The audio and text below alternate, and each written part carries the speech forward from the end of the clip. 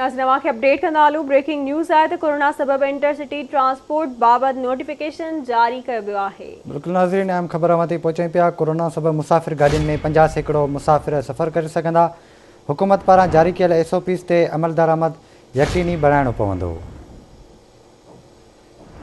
तफ़सील मालूम कंदासीं। कराची मां मेहताब शेर खान जी। मेहताब, छा तफ़सील आहिनि?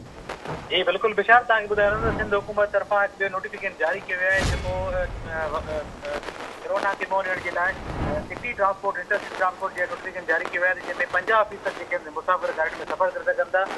जेको अहिड़ो नोटिफिकेशन आहे सिंध हुकूमत अॼु ज़ाहिर करे छॾियो आहे जंहिंमें कोरोना जी वबा खे मुंहुं ॾियण जे लाइ जेको 50% मुलाज़िम जेके आहिनि या जेके माण्हू सफ़र करे सघनि था बसियुनि में, ऐं अहिड़ो ट्रांसपोर्ट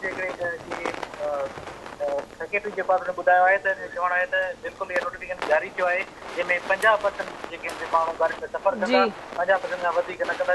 SOPs ते अमल करण लाइ बिल्कुलु यकीनी करायो वेंदो। जी ठीक है मेहताब, वॾी महिरबानी अवां जी अपडेट करण लाइ।